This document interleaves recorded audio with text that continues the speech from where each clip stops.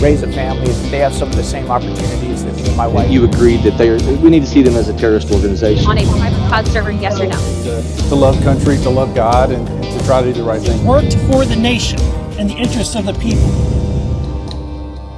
Welcome back to the Fresh Freedom Podcast. As you know, this is the podcast with the freedom-loving freshman members of the House of Representatives, where we provide you with a behind-the-scenes look at what's happening in Congress. I'm joined today by my fellow conservative freshman members of Congress, Keith Self from Texas, and a special guest today is Chad Wolf. Chad served as an acting Homeland Security Secretary under President Trump, and now serves as the Executive Director, the Chief Strategy Officer, and the Chair for the Center for Homeland Security and Immigration and the America First Policy Institute. Again, thank you, Chad, for joining us. Pleasure to be here. First, just kind of to start things off, Yep. Tell us about the American First Policy Institute. Sure. AFPI is what we like to call it, is a think tank here in D.C., so it's a nonprofit. It's about 2.5 years old, started after the Trump administration. And what we did is we took a lot of those America First policies across the board. So whether we're talking about Homeland Security, which we will talk about today, national security, education policy, healthcare policy, we have 17 different policy centers. And we took those America First policies that were so successful during the Trump administration, and we decided to carry them on, from the private sector side of the House. So talking about a different way that the country should be going. I think a lot of Americans are frustrated with the way the country has sort of progressed over the last 3 years under the Biden administration. They see their dollar not buying as much anymore, less safe, less secure, less leadership. And so AFPI talks about all these issues all day, every day. And so we of course, we write white papers and issue briefs and things like that, but we do events. We talk to members like yourselves and others about a different way to govern and a different way to implement. And what I like to say is the difference that AFPI has from other groups around town, and there are other groups, is that we are the practitioners. A lot of us were in the Trump administration, so we actually implemented a lot of these America First policies across the board. And so we know it works and we know it doesn't work. And you have an opportunity during this period of time to study what to do next. That's Should right. you guys hopefully get another opportunity.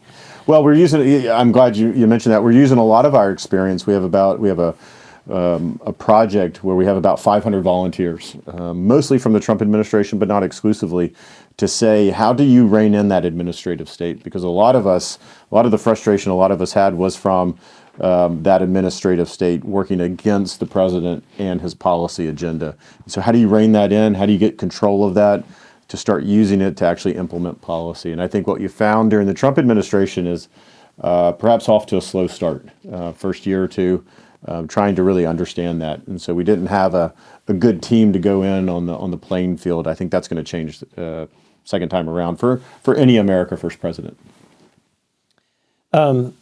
To go kind of jump into your service. So you served under President George W. Bush. I did. For Homeland, in Right. the Department of Homeland Security. And then you went on to serve in the Trump administration and eventually as the acting secretary Right. for Homeland Security. Tell us about the differences in styles and the differences that were happening at that time, because things were different. Well, I would say, styles are dramatically different, as you could imagine. I was very young in the Bush administration. I did not have a lot of access to the president.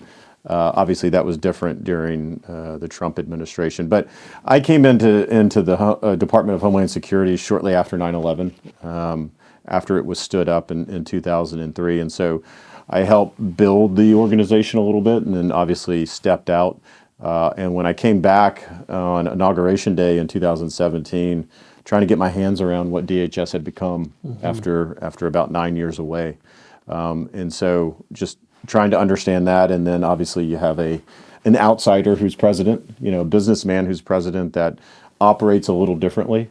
It was both highly rewarding and highly frustrating all at the same time, until you understood the battle, the rhythm, right, and understood how the president thought, how he liked to be brief, what were his major concerns. And once you figured that out, then you could, it never became easy, but it became manageable, and you started to understand what was important and how to talk to him.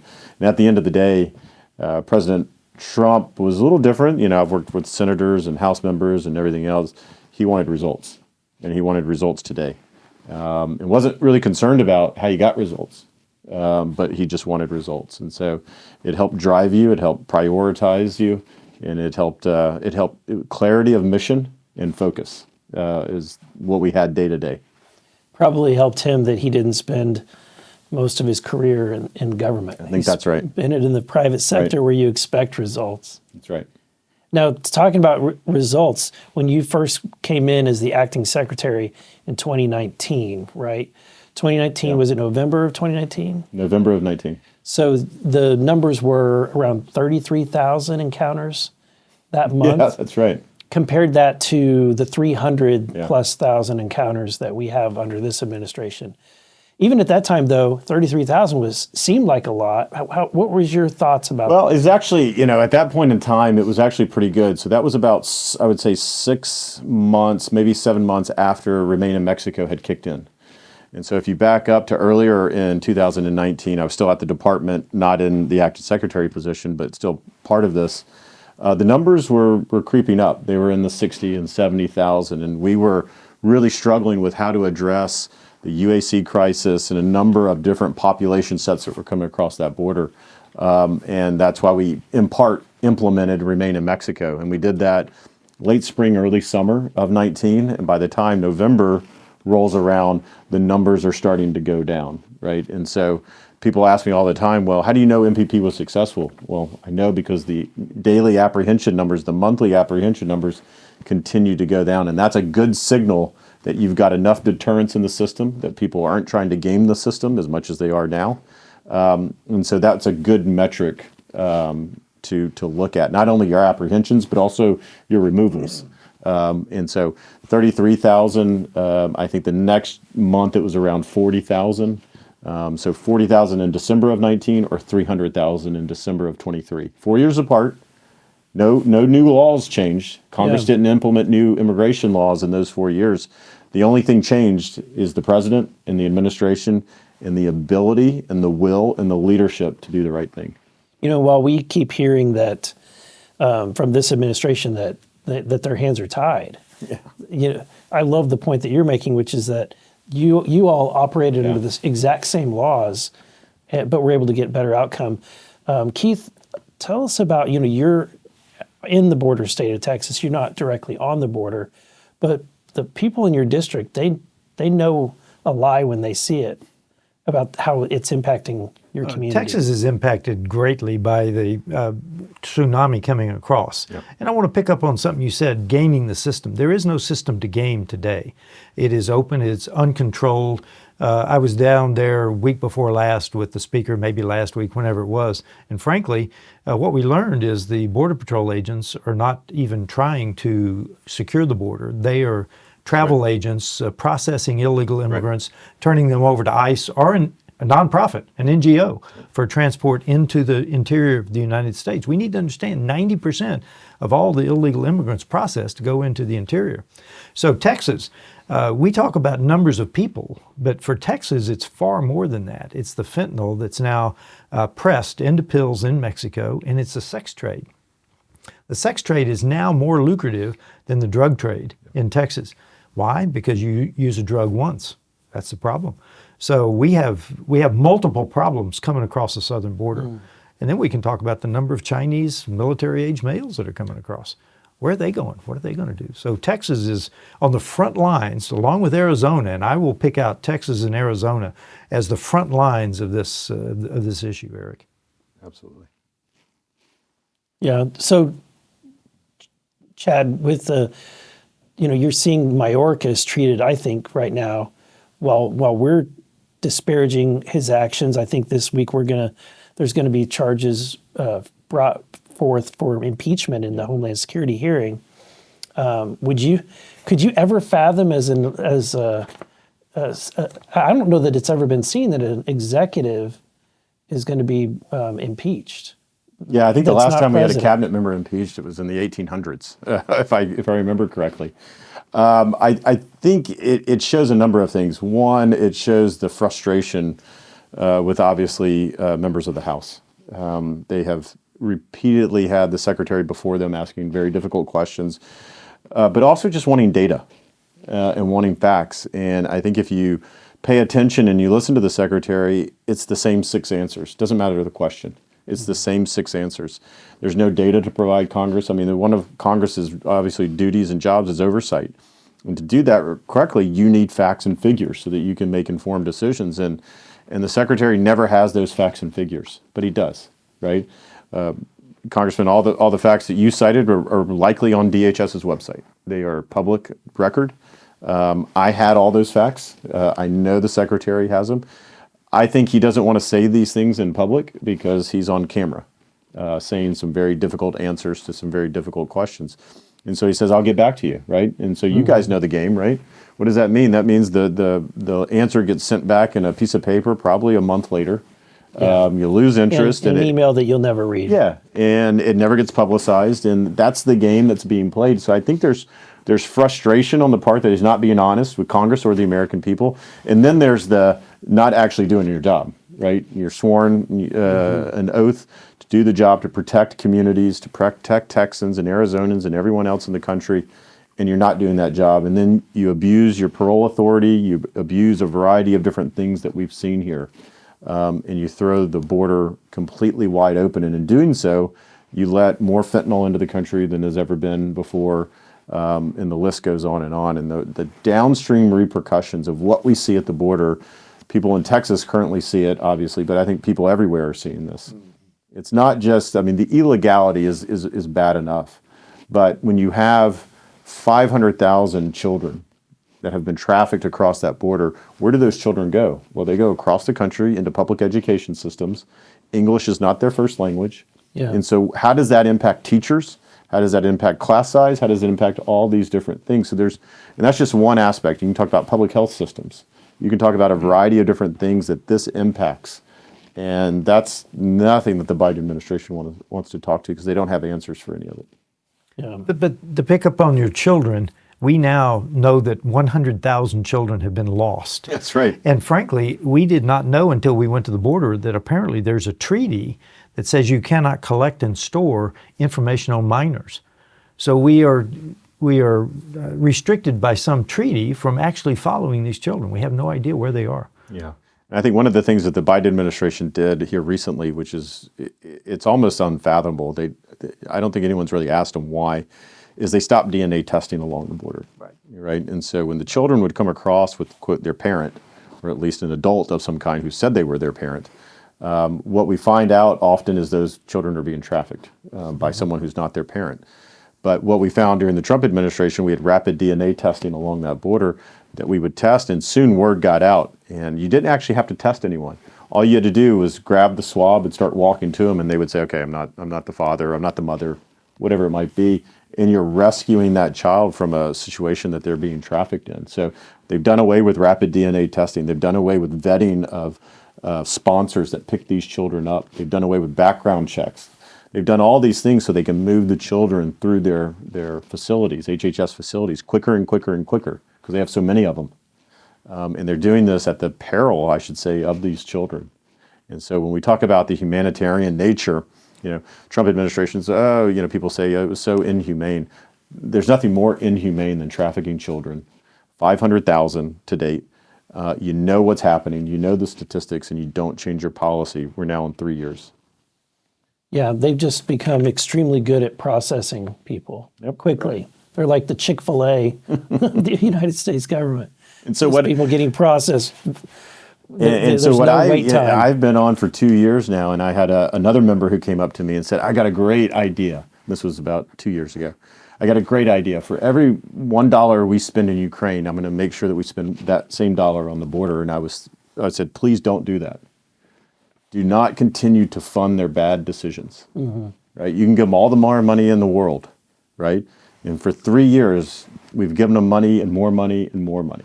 And they've continued just to double down on their policy of more and more and more, and it's only getting worse. You've got to bring real policy changes along with resources to the table. And we don't have the press on our side. We seem to have to fight to get them to pay attention. But when you were the acting secretary, the press was on you like a duck on a June bug. Oh yeah.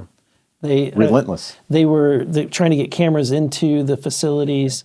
I remember all the images that they tried to. And now we have members of Congress who you guys just got back, and you guys weren't even allowed to take pictures. Inside the facility, they did not want us to take pictures. That's right.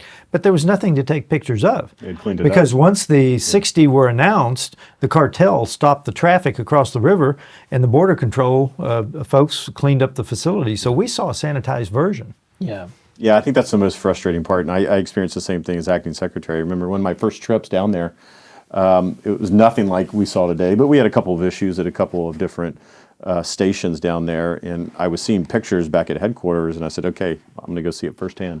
And I got down there, and there was like 4 people in the facility. I was like, guys, what happened? Right. Like less than 24 hours ago, I'm looking at a picture, and this place is like packed to the, well, sir, we moved some out, we did this. I was like, guys, don't ever do this again. Don't ever do it again. I appreciate what you're trying to do. You want to make it, you want to make it look good. I said, I'm here to do a job, and I've got to understand what's going on, so I can help you guys. Don't ever do this again. Right. And they got the picture, and I visited, after that, some difficult situations. So both before and while you're acting secretary, you were successful in able to get some of the policy changes that had a significant impact. Tell us about the process of getting those passed. Yeah. What we did during the Trump administration, and I give the president a lot of credit, immigration and borders, it's hard. It's hard, and you're likely to upset half the country. But he dove right in, and he gave us a lot of license and latitude to affect some real change. So when we talk about like the migrant protection protocols, right, MPP or Remain in Mexico, depending on how you refer to it, is a program that was never done before, right? It was in the INA, been sitting in the INA for 20 years. And so we initiated that program. Took a while to get up and running. President Trump had to weigh in with the Mexicans to get it going. But that affected real change because that got to the heart of the asylum system. And the asylum system is what is at the root of the crisis today and every other crisis, which is it's badly abused. It's a low credible fear standard, and you can just come across the border and be released into the U.S. And we said we're not doing that anymore. We're not playing the cartel's game any longer. They're gaming the system. We know they're gaming the system. We're going to stop it. And if you're really fearing for your life, you'll wait in northern Mexico. You'll get your time to come into the U.S. We'll parole you in. You'll get an immigration court proceeding, and then we'll keep that process going. But we are not releasing you into the interior of the United States to see you disappear. And we saw the numbers, as we talked about earlier, 33,000 in November of 19. Those numbers, once it was implemented, just started nosediving because people were like, I don't want to do that. I know I have a fraudulent claim. I know I don't want to wait in northern Mexico for 2 months only to get denied and be sent back home. I'm not doing that. And so they stopped coming. You've made one point twice now, Chad. Yep. It doesn't have to be perfect, but they have to know we're serious about border security, and it'll stop. Mm-hmm. You've made that point twice now. We need to emphasize that it does not have to be 100%. They just have to know we're serious, and we're going to implement something that will make it serious, and we'll cut down 60, 70% of the flow automatically. I think it's such a good point. I got asked at some point during the 4 years of the Trump administration, did I believe that deterrence needed to be in our immigration system, in our border security system? And I said, of course. Why wouldn't it? And I remember it was someone on the left, and they looked at me like I had 3 heads and was crazy. How could you, why would you be so mean to these people? I said, it's not that. There's got to be consequences to illegal activity, right? Mm-hmm. If you knowingly break the law, there's got to be a consequence. And the analogy I use often is there's a reason I don't speed 100 miles down my neighborhood street, right? I could kill someone, which is terrible. But if I get caught, my license is revoked. I can't go to work. I can't do a number of things. There's a bad consequence, so it starts to regulate my behavior a little bit. But as we see, at the border, is you come across, nothing happens. And so why wouldn't it just continue to come and come? And that's what we see now. And so you've got to bring some deterrence back. So whether it's you prosecute the individuals or you send them back home, if they have a fraudulent asylum claim, and you send them home quickly, and there is an immediate consequence to their illegal activity, you'll start to change behavior. But you can't do it one border sector at a time. You can't do it just in Rio Grande Valley or the El Paso sector. You have to do it across the board, and you have to do it all at once. And soon the cartels will start to understand. They'll shift. As I like to say, border security is a game of whack-a-mole. Yeah. They'll start to shift, but that's okay. Then the U.S. shifts. And you try to stay 1, 2, 3 steps ahead of them. That is the problem, that now it's a huge industry. They're making a fortune by trafficking people across the border, and they're not going to want to cut off that gravy train. I think that's right. I think we've got a compromised partner in President Lopez Obrador. I think he is more closely tied to the cartels than previous presidents that we've probably seen there. And that's just the facts. There's public statements that he has made about how if the U.S. comes after the cartels, he will protect them, which is it's startling information. So there are some really tough decisions that the U.S. government as a whole, whether it's the executive branch or Congress, really needs to make.